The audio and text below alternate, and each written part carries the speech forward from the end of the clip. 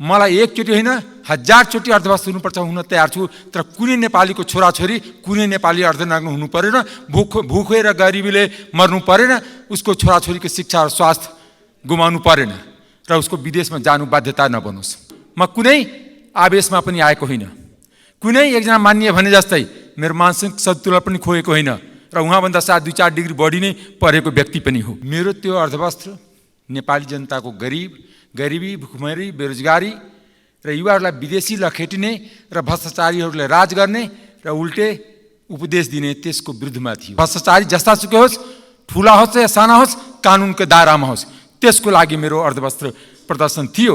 त्यो मेरो कन्सियस प्रयास थियो। नेपाल सरकारका प्रधानमन्त्री, गृहमन्त्रीलाई खास गरी म सेल्युट गर्न चाहन्छु कि मेरो अर्थव्यवस्थाले आज कम्तीमा ठुला माछालाई समाप्त गर्ने अभियान सुरु गर्नुभएको छ। यो अभियान रुक्नु पनि हुँदैन, झुक्नु पनि हुँदैन। बिचौलियाले बजेट बनाउने, अर्थमन्त्रीले पढ्दिने र त्यसमा समस्या देख्यो भने सर्वदलीय यहाँ समिति बनाएर त्यसलाई ढाकछोप गरिदिने कि केही पनि देखिन, भिडियोमा सिसिटिभीमा केही देखिएन, झिलझिले देखियो। केही घरानासँग प्रभावित भएर स्पन्ज आइरनमा यति छुट दियो कि बाँकी साना उद्योगहरू बन्द भयो, iron and still, cement industry बन्द भयो। पहिला पोखरी खन्नलाई पैसा खायो एउटाले, अर्को पोखरी पुर्नलाई, तर कागजमै पोखरी रह्यो। कसैसँग नडराइकन, कसैसँग न, जनता र देशलाई आफ्नो आँखाको अगाडि हाल्नुहोस्। तपाईँ बिपी कोइरालाको पार्टी हो, उहाँले भन्नुभएको थियो कि माटो छोएर आफ्नो देशको राष्ट्रियता, आफ्नो जनताको मुखेर बजेट बनाउनुहोस्, त्यसैमा कल्याण छ। म अर्को बैठकमा यो देशको कुन घरानाको, कुन व्यक्तिको गोल्डन भिसा छ र दुबईमा घर छ, तिनीहरू यहाँको सबै पैसा विदेशमा छ, त्यस्तो हातबाट नेपालीको हातमा अर्थतन्त्र कसरी ल्याउनु छ, यो अर्थमन्त्रीसँग मेरो आग्रह छ सभामुखको मार्फत।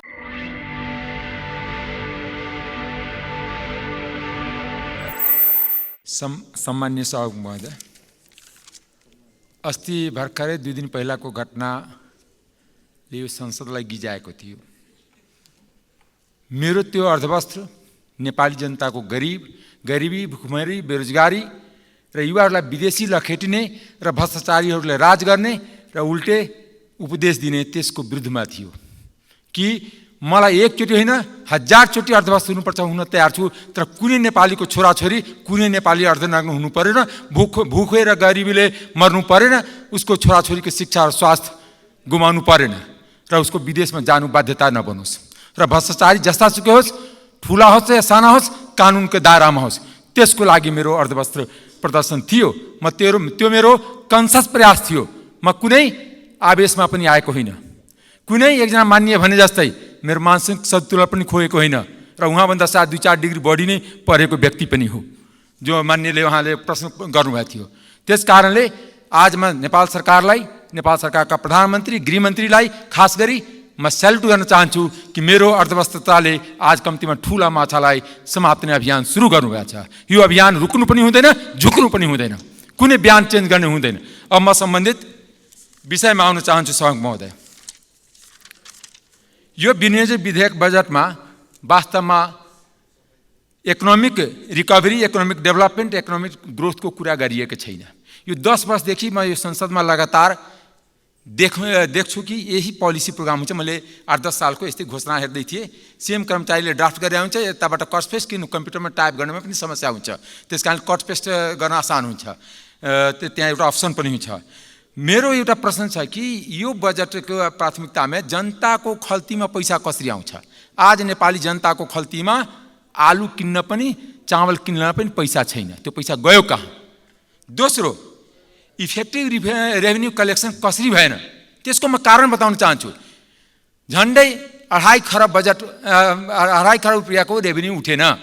1 खरब त खाली भन्सारबाट घाटा लागेको छ, 60 अरब राजस्व, आन्तरिक राजस्वबाट घाटा लागेको छ, र 1 खरबको स्मग्लिङ भएको छ।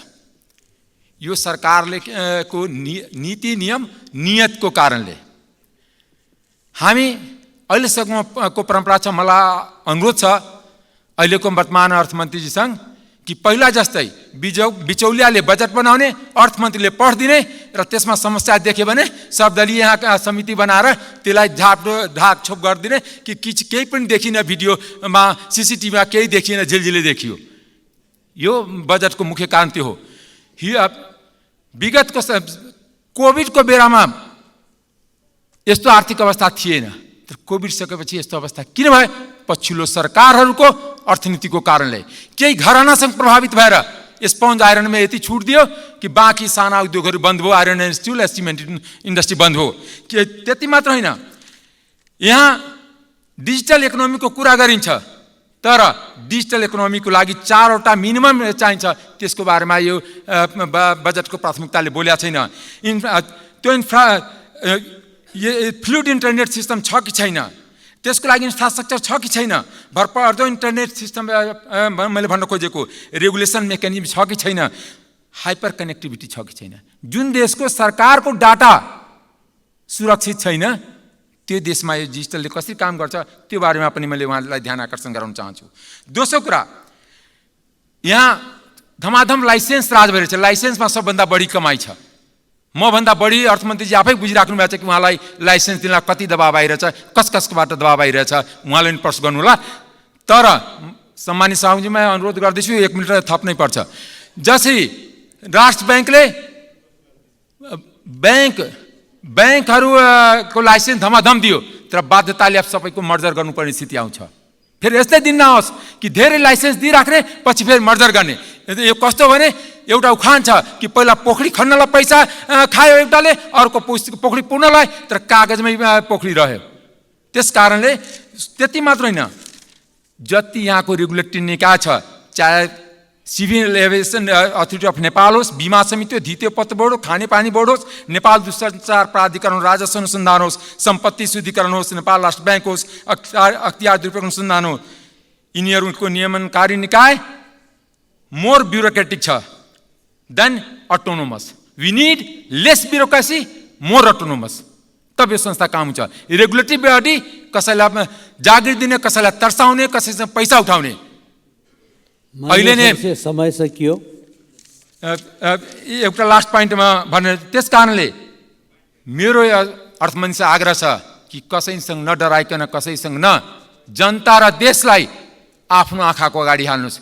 तपाईँ बिपी कोइरालाको पार्टी हो, उहाँले भन्नुभएको थियो कि माटो छोएर आफ्नो देशको राष्ट्रियता, आफ्नो जनताको मुखेर बजेट बनाउनुहोस्, त्यसैमा कल्याण छ। कुनै म अर्थमन्त्री अर्को दिन टाइम लिन्छु, एउटा म यहाँ घोषणा गरेर जान्छु, म अर्को बैठकमा यो देशको कुन घरानाको कुन व्यक्तिको गोल्डन भिसा छ र दुबईमा घर छ, तिनीहरू यहाँको सबै पैसा विदेशमा छ, त्यस्तो हातबाट नेपालीको हातमा अर्थतन्त्र कसरी ल्याउनु छ, यो अर्थमन्त्रीसँग मेरो आग्रह छ सभामुखको मार्फत। धन्यवाद।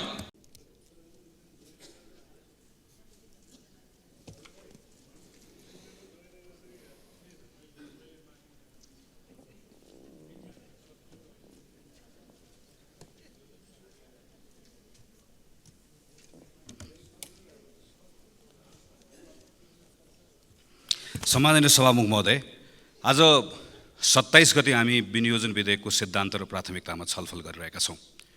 छलफल सकिएपछि आज हामी संसदको तर्फबाट अर्थ मन्त्रालय, मन्त्री परिषद, योजना आयोगलाई यहाँको एउटा प्रतिवेदन पठाउँछौँ। सिद्धान्त त यो प्रतिवेदनमा आधारित भएर विनियोजन विधेयक बनाउनुपर्छ, तर के हामी यसरी बनाउन सक्छौँ? अर्थ मन्त्रालयमा करिब अहिले सबै मन्त्रालयको बजेट लक भएर बजेट छापिनुपर्ने अवस्थामा छ र केही दिनमै छापिन्छ। त्यसो भए हामीले यत्रो दिन छलफल किन गरेको, समय व्यर्थ किन फालेको? किन गरेको भने योभन्दा पहिला पनि गर्ने गरेको भएकोले यो पटक पनि गरेको, यो श्राद्धमा बिरालो भालेको जस्तै हो। यो तरिकालाई अब हामीले बदल्नुपर्छ, बदल्न सकिन्छ। कार्तिकमा स्रोत समितिको बैठक राखौँ, खर्चको सीमा निर्धारण गरौँ, मङ्सिरमा सरकारले विनियोजन विधेयकको सिद्धान्त संसदमा प्रस्तुत गरोस्, 1 महिना संसदमा छलफल गरौँ, पुसमा संसदबाट पारित भएको सिद्धान्तको आधारमा मन्त्रालयलाई सम्बन्धित सिलिङ र मार्गदर्शन पाओस्, यसको आधारमा मागबाट मन्त्रालयबाट प्राप्त कार्यक्रमसहित फेरि संसदमा आओस्, हामी छलफल गर्छौँ, हामी अर्थ समिति लगायत अरू विषयगत समितिमा पठाउँछौँ। त्यस पछाडि यो बजेट निर्माण गर्ने क्रम अर्थ मन्त्रालयबाट सुरु हुन्छ र यो सँगसँगै यो बजेट कार्यान्वयन गर्न चाहिने ऐन नियमको जुन सूची हुन्छ त्यो पनि चैतमा संसदमा प्रस्तुत हुन्छ। र यो चैत र वैशाखमा हामी नीति कार्यक्रममा बजेट मात्र पारित गर्दैनौँ, यो बजेट कार्यान्वयन गर्नलाई चाहिने जुन हाम्रो ऐन नियम छ त्यो पनि हामी पारित गर्छौँ। गर्न सकिन्छ? स्विडेनमा यस्तै हुन्छ, 7 महिना अगाडि प्रस्ताव हुन्छ। न्युजिल्यान्डमा यस्तै हुन्छ, 4 महिना अगाडि सिद्धान्त पार्लियामेन्टमा प्रस्तुत हुन्छ। अरू थुप्रै देशहरूमा छ। यो असल अभ्यास हो, असल अभ्यास अनुसरण गरौँ। अनि बल्ल संसद बजेटसँग जोडिन्छ। नभए हामी जोडिन्नौँ। जति हामी कुरा गऱ्यौँ बजेट भोलिबाट पर्सिबाट छापिने क्रम सुरु हुन्छ। यसै गरिकन सरकार पनि बजेटसँग जोडिन्न। यो बजेट अथवा अहिले यो सिद्धान्त आएपछि कार्यक्रम बजेट आउँछ, विनियोजन विधेयक आउँछ, कसले ल्याएको भन्दा सरकार भन्छौँ। तर सामान्यतः हामीले अभ्यास हामीले हेऱ्यौँ भने यो सरकार हुँदैन। यो खास गरी अर्थ मन्त्रालयभित्र पनि एक प्रकारले केही सीमित कर्मचारी साथीहरूको मात्र यसमा संलग्नता हुन्छ। यो पनि कसैको दोष होइन, हाम्रो काम गर्ने परिपाटी हो। जस्तो उदाहरणको लागि प्रधानमन्त्रीले सम्माननीय प्रधानमन्त्रीले अस्ति कार्यक्रममा मैले बोलेको सुने, उहाँले भन्नुभयो यो पटक कृषिमा आधारित उद्योगलाई म प्राथमिकता दिन्छु। एक पटक प्रधानमन्त्री, कृषि मन्त्री र फाइनान्स मिनिस्टर तीनजना गएको 5-6 महिना जति समय भयो, कुनै एक दिन कुनै एक ठाउँमा 1 घण्टा 2 घण्टा कृषि मन्त्री, प्रधानमन्त्री र अर्थमन्त्री बस्नुभएको छ? छैन। कुनै पनि मन्त्रालयमा यसरी बसिन्न। यो अभ्यास छैन। हामीको अभ्यास के छ? योजना आयोगले सिलिङ दिन्छ, मन्त्रालयले काम गर्छ र सामान्यतः मन्त्रीहरूको इन्भल्भमेन्ट पनि कि एउटा दुईवटा कार्यक्रम भन्दा बाहेक अरूमा हुँदैन। त्यसैले अघिकै कार्यतालिकामा एउटा राखेर हेरौँ। माघ महिना यस्तो महिना हुन सक्छ जुन महिनामा महिना 30 दिनलाई बाँडेर प्रत्येक हप्ताको 2 दिन एउटा मन्त्रालयलाई 2 दिन समय छुट्याएर प्रधानमन्त्री, अर्थमन्त्री, त्यसको टिम र विषयगत मन्त्रालयको मन्त्री के को लागि अर्को वर्षको बजेटमा कुन कुन कार्यक्रम गर्ने, कसरी गर्ने भनेर 2 दिन लगातार छलफल गर्ने परिपाटी ऐनकै व्यवस्था गर्न सकिन्छ। अनि बल्ल यो जोडिन्छ। यो जोडिएन भने के हुन्छ? म एउटा दुईटा उदाहरण दिन्छु। 2071-72 सालको बजेट बनाउने बेलामा तत्कालीन प्रधानमन्त्री स्वर्गीय सुशील कोइरालालाई भेटेर उहाँले भनिदिएर तत्कालीन अर्थमन्त्री डाक्टर रामशरण महतलाई कार्यालयमा गएर भेटेर मैले मेरो टिमले अध्ययन गरेको नेपालमा खास गरी स्टार्टअपहरूलाई मद्दत गर्नको लागि एउटा कोष कसरी बनाउन सकिन्छ भनेर एउटा सानो डकुमेन्ट मैले प्रस्तुत गरेको थिएँ। त्यो डकुमेन्टको आधारमा बजेटमा आयो नवीन विचार भएको तर लगानी योग्य पुँजी स्रोत नभएको साना र मझौला व्यवसायी, मध्यम व्यवसायी, आविष्कारकर्तालाई सुरु पुँजी उपलब्ध गराउनको लागि स्टार्टअप फन्ड बनाउने र 50 करोड रुपियाँ बिउ पुँजी राख्ने र एनआरएलले पनि थप्ने। यो कहिलेको? 71-72 को। मान्य अर्थमन्त्रीजी, यो अहिले 80 मा पुग्यौँ हामी। प्रत्येक वर्ष बजेटमा पर्छ यो वर्ष पनि पर्छ, तर यसको 1 रुपियाँ पनि खर्च भएको छैन। कुन मन्त्रालयले कार्यविधि बनाउने, अर्थले बनाउने कि योजनाले बनाउने कि उद्योगले बनाउने भन्दा 10 वर्ष गयो। किन? अनरसिप छैन। अघि मैले भनेको जस्तो न संसद जोडिन पाउँछ न यसमा मन्त्री जोडिन्छ। गएको वर्ष मैले र मेरो टिमले गरेर सम्माननीय सभामुख महोदय प्रधानमन्त्री नेपाली उत्पादन उद्योग प्रवर्धन कार्यक्रम भनेर यो डकुमेन्ट मैले बनाएको, मेरो टिमले बनाएको। यो डकुमेन्ट बनाएर म उद्योग मन्त्री कहाँ गएँ, अर्थमन्त्री कहाँ गएँ, हामीले भेट्यौँ, प्रधानमन्त्रीलाई पनि भेट्यौँ। यसको आधारमा यो कार्यक्रममा पर्यो। यो कार्यक्रममा परेर त्यो कार्यक्रमलाई के भन्यो? प्रधानमन्त्री राष्ट्रिय उत्पादन प्रवर्धन कार्यक्रम भनेर भनियो। 3 अरब 45 करोड छुट्याउने भनेर यहाँ मन्त्रीजीले पढ्नुभयो। पछि 50 करोड मात्र छुट्याइयो। गएको वर्ष यसमा 6 वटा सेक्टर्स छ। कन्स्ट्रक्सन, टेक्सटाइल, फुटवेयर, जहाँ हामी धेरैले उत्पादन बढाउनु पर्यो, आयात प्रतिस्थापन गर्नु पर्यो भनेर भन्छौँ। त्यसको विस्तृत प्रोग्राम हो यो। मन्त्रालय सरकारले अन गर्यो, पैसा पनि छुट्यायो। 1 रुपियाँ पैसा खर्च भएन। किन? 4 पटक कसले कार्यविधि बनाउने भन्ने कुराको झगडा, कार्यविधि अल्मलिएर 1 रुपियाँ पैसा खर्च नभइकन यो कार्यक्रम सकियो। 2074 सालमा यही रोस्टरमा उभिएर मैले स्वास्थ्य बिमाको विधेयक प्रस्तुत गरेको। पछि हामीले लामो छलफल गऱ्यौँ, कानुन बनायौँ। त्यसले के भन्यो? प्रत्येक नेपाली नागरिक अनिवार्य रूपमा बिमामा आबद्ध हुनुपर्छ। सबैजना हुनुपर्छ। आम्दानीको आधारमा प्रिमियम तिर्नुपर्छ। नसक्नेको पैसा सरकारले तिर्दिन्छ र फुल कभरेज हुन्छ। नेगेटिभ लिस्ट हुन्छ, प्लास्टिक सर्जरी लगायतको के कुराहरू, त्यो बाहेक सबै कभरेज हुन्छ। अहिलेको जस्तो 3000 रुपियाँ तिरेर 1 लाखको बिमा होइन। तर यो गर्नको लागि स्रोत कसरी, यो गर्नलाई संस्थाको क्षमता कसरी विकास गर्ने, त्यो पनि हामीले तयार गऱ्यौँ। यो 74 सालमा मैले प्रस्ताव गरेर क्याबिनेटले पास गरेको डकुमेन्ट हो। यो डकुमेन्ट करिब 2000 पेजको डकुमेन्ट छ। कम्प्लिट हामीले हेऱ्यौँ भनेदेखि पनि यसमा हामीले 7 वर्ष लगाएर पूर्वाधार कसरी बनाउने, जनशक्ति कसरी विकास गर्ने, विशेषज्ञ चिकित्सकको अभाव कसरी पूर्ति गर्ने, सबै कामहरू गऱ्यौँ। बिचमा के भयो? यो बजेटमा पर्छ, अनरसिप हुँदैन। त्यो भइसके पछाडि अहिले आएर हामीले हेऱ्यौँ भने 7 वर्ष गयो। ठ्याक्कै 7 वर्षको एउटा हामीले काम गऱ्यौँ। तर 7औं वर्षमा आएर अहिले हेर्दै गर्दाखेरि त्यो 3000 रुपियाँ तिरेर 1 लाख गर्ने बिमा कार्यक्रम समेत पनि बिजोग भयो। जबकि हामीले बनाउन खोजेको 3000 तिरेर 1 लाख होइन। कसैले 4000 तिर्ला, कसैले 50000 तिर्ला, कसैले 1000 तिर्ला, कसैले 1 लाख तिर्ला, कसैले 5 लाख तिर्ला। 10 लाख परे पनि, 20 लाख परे पनि, 50 लाख परे पनि, 1 करोड परे पनि उपचार चाहिँ बिमाले कभर गर्छ भनेर बनाउन खोजेको। आज हाम्रो हालत के छ? हामीले कहिले अस्पताल शिलान्यास गऱ्यौँ, कहीँ पिलर मात्र उठायौँ, हामीले यसरी बिजोग बनायौँ। हामी यो वर्ष 10 लाख रुपियाँसम्म कभरेज गर्ने ठाउँसम्म पुर्याउन सक्छौँ। हामी यो वर्ष स्टार्टअप फन्डको फेरि यो वर्ष पनि पार्न सक्छौँ। तर कानुन कसरी गर्छौँ? बिजनेस एज युजुअल योभन्दा पहिला जसरी गरेको त्यसरी नै गर्ने हो भने जति कार्यक्रम परे पनि कार्यान्वयन हुँदैन। किन अघि मैले भने न व्यवस्थापिका जोडिएको छ यो बजेटसँग, न पोलिटिकल लिडरसिप जोडिएको छ। त्यस कारणले गर्दाखेरि हामी जुन पुँजीगत खर्च भएन भनेर भन्छौँ त्यसको मूल कारण यो। अब म छोटकरीमा यसपालि प्रस्तुत भएको यो प्राथमिकतामा आइसकेपछि छलफल गर्छु। सुशासनमा आधारित रहेर भ्रष्टाचारमा शून्य सहनशीलता, त्यसको आधारमा सुशासन प्रत्याभूत गर्ने भनेर भन्नुभएको छ, प्रशंसनीय छ। नक्कली भुटानी शरणार्थीको प्रकरण यस्तो बेलामा आएको छ कि सरकारले यसलाई कसरी डिल गर्छ योभन्दा यसैले अब बाँकी रहेको कुरा निर्धारण गर्छ। अहिलेसम्म जे भएको छ म सरकारको प्रशंसा गर्छु। प्रधानमन्त्रीलाई, गृहमन्त्रीलाई यो सन्दर्भमा मेरो तर्फबाट हार्दिक बधाई छ।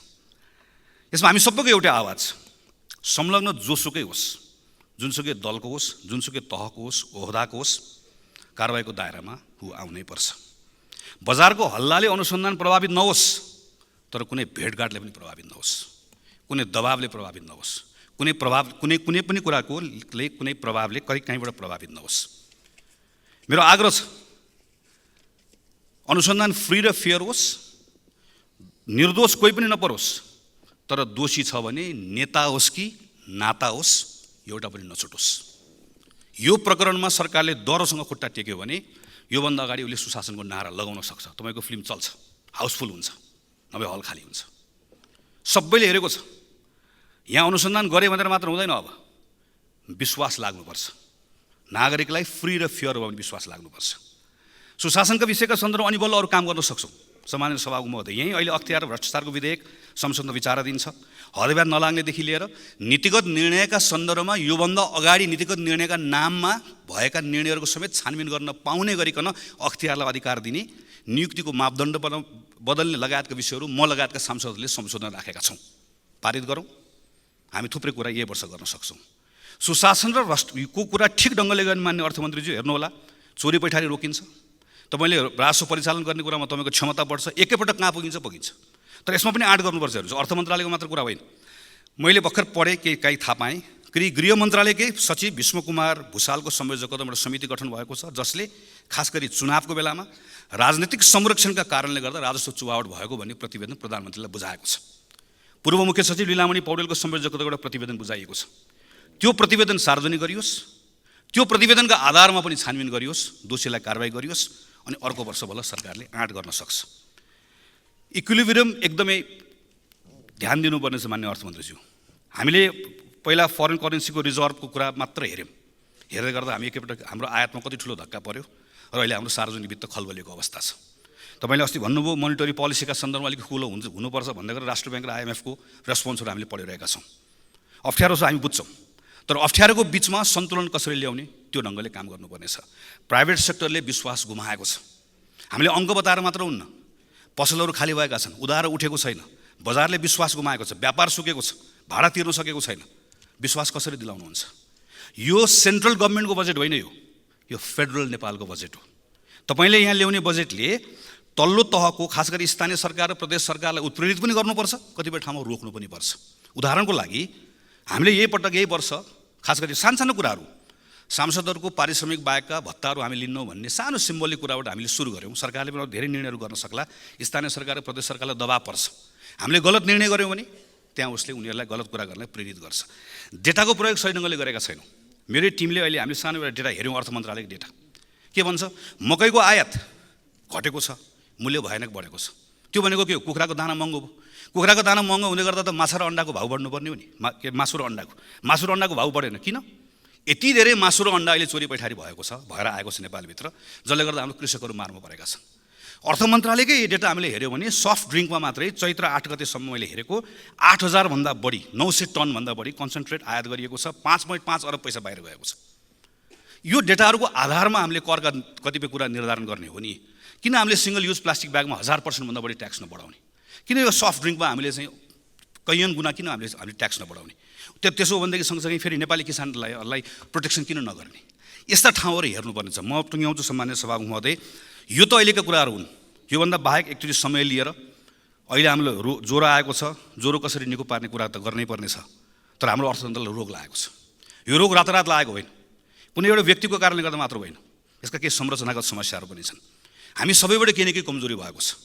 नेपाली काङ्ग्रेस पार्टीको तर्फबाट भन्दैछु, यत्रो वर्ष सरकार चलाउँदै गर्दा हामीबाट पनि कमजोरीहरू भएका छन्, कतिपय नीतिहरू सही नभएका छन्, कतिपय ठिक काम गरेका छौँ। ठिक काम गरेको कुरामा गौरव गरौँ, त्यसको स्वामित्व लिउँ। गलत कतिपय कुराहरू भएका छन्, त्यसलाई सच्याउँ, स्वीकार गरौँ।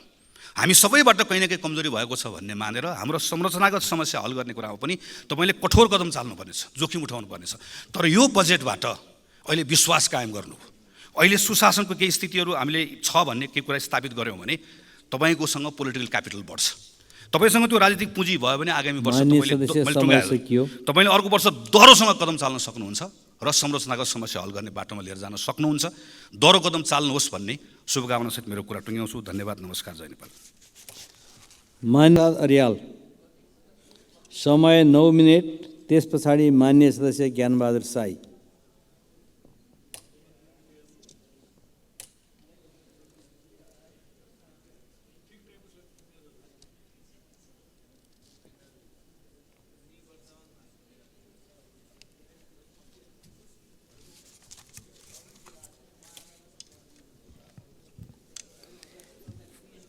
सम्माननीय सभामुख महोदय, विनियोजन विधेयक 2080 का सिद्धान्त र प्राथमिकतामाथि छलफलको अन्तिम दिन आफ्ना भनाइ राख्न गइरहँदा मलाई पटक्कै आशा लागेको छैन कि यो सिद्धान्त र प्राथमिकताको आधारमा अब ल्याइने नीति तथा कार्यक्रमले मेरो मुलुकको मुहारमा सुधार आउनेछ। देशको विद्यमान आर्थिक परिस्थितिमा विनियोजन विधेयक 2080 का सिद्धान्त र प्राथमिकतामा केही नयाँ आउँछ कि अथवा हामी आउट अफ द बक्स गएर केही गर्छौँ होला भन्ने एउटा आशा थियो। तर उही पुरानै ढाँचा आयो। यो त टाढाबाट हेर्दा हरियाली देखिने तर गुबो नभएको बोट जस्तै लाग्यो। यो विधेयकका सबै बुँदाहरू विगतका झैँ देखिन्छन्। सरकारले अहिले पनि वर्तमान परिस्थितिको गम्भीरता र त्यसलाई सम्बोधन गर्न लिनुपर्ने पोलिसी डिपार्चरहरू, स्पिड, अर्जेन्सीका कुराहरू पूर्ण रूपमा अनदेखा गरेको छ। के सरकारले नेपाल र नेपालीको वर्तमान अवस्थालाई नबुझेको हो वा बुझ्न नखोजेको हो? प्रस्तुत विनियोजन विधेयक 2080 का सिद्धान्त र प्राथमिकताहरूले यस्तै सङ्केत गरिरहेको छ, जसका सबै बुँदाहरू विगतका केही वर्षका दस्तावेजभन्दा फरक छैनन्। नीति पुरानो अवलम्बन गरेर नयाँ परिणामको अपेक्षा गर्ने हामी मूर्ख हौँ कि जनतालाई बनाउन खोजिरहेका हौँ? 3 दिनको छलफलका दौरानमा माननीय सदस्यहरूले राख्नै पर्ने कुराहरू राख्नुभएको छ। मेरो आश छ अर्थमन्त्रीज्यूले यी सुझावहरू समावेश गर्नुहुनेछ। सिद्धान्त र प्राथमिकता, नीति तथा कार्यक्रम र बजेटमा अर्जेन्सी र स्पिडका कुरा आउन्। यो 3 दिन हामीले यस सदनमा गरिएका घनीभूत छलफल पनि एउटा प्रक्रिया पुर्याउन मात्रै गरिएको जस्तो नहोस्। सभामुख महोदय, यहाँ उपस्थित सबैको ध्येय भनेको यो देशको समृद्धिको लागि उत्कृष्ट नीति तथा कार्यक्रम बनाउने हो, जसको कार्यान्वयनले देश समृद्ध बनियोस् र आर्थिक सुधारका सूचाङ्क माथि आउन् भन्ने हो। तसर्थ यो 3 दिनमा हामी सबैबाट आएका सुझावहरू प्राथमिकतामा र अब आउने नीति तथा कार्यक्रम र बजेट निर्माणमा लिइयोस्। छलफलका दौरानमा माननीय स्वर्णिम वाग्लेले विनियोजन विधेयक 2080 का सिद्धान्त र प्राथमिकतामा आफ्ना धारणा राख्दै गर्दा सुझाव टिप्नका लागि कापी कलम लिएर बसेको तर केही नयाँ नआएको गुनासो एक माननीयले गर्नुभयो। त्यसो हो भने हामी बुँदागत रूपमै सरकारलाई सुझाव उपलब्ध गराउँला। राष्ट्रिय स्वतन्त्र पार्टी अहिलेको सङ्कट समाधान गर्न अङ्गीकार गर्नुपर्ने आर्थिक नीतिको बारेमा स्पष्ट छ र यस्तो नीतिमा नयाँपन र आउट अफ बक्स थिङ्किङ ल्याउन हामी सक्षम छौँ।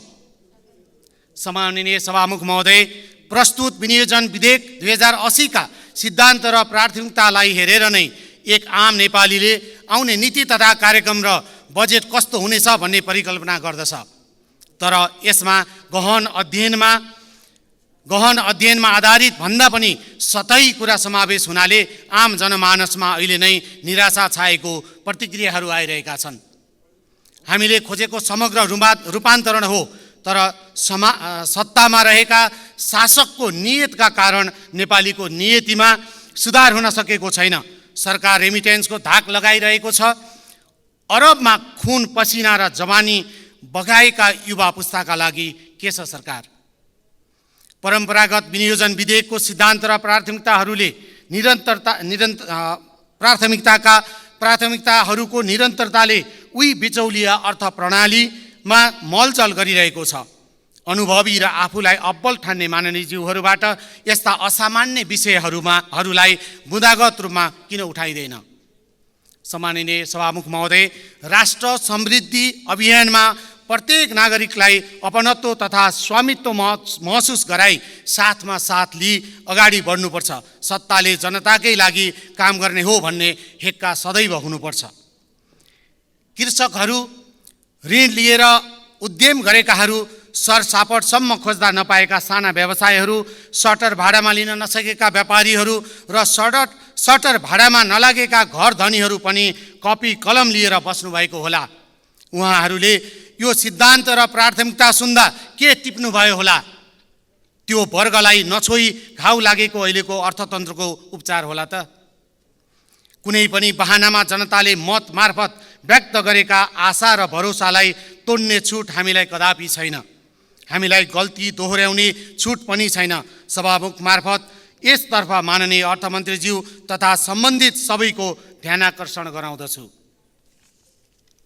यति भन्दै गर्दा सबै मिलेर समृद्धिको सहयात्रा तय गर्नुपर्छ र यसका लागि हामी तयार छौँ। रासोपा तयार छ के यहाँ माननीय ज्यूहरू तयार हुनुहुन्छ? सम्माननीय सभामुख महोदय, अहिलेको सर्वाधिक चासोको विषय भुटानी शरणार्थीको विषय सुरुवात मात्र हुन्। यस्ता हजारौं भ्रष्टाचारका फाइलहरू खोल्दै जानुपर्ने छ। सरकारले खुट्टा नकमाओस्, प्रहरीलाई फ्रीली काम गर्न दिनुपर्छ। तर प्रहरीले पनि मिहिनेत गरेर जुटाएको प्रमाण बिचैमा हराउनु हुँदैन। खबरदार। अदालत अख्तियार दुरुपयोग अनुसन्धान आयोगमा भागभण्डाको नियुक्ति हुन्छ भनेर यही रोस्टमबाट पटक पटक भनिएको सबैलाई याद होला। सम्माननीय सभामुख महोदय, खबरदार, अपराधीलाई कुनै हालतमा बचाउन खोजियो भने राष्ट्रिय स्वतन्त्र पार्टीले सदन सडक दुवैमा जनताको आक्रोशलाई साथ दिनेछ।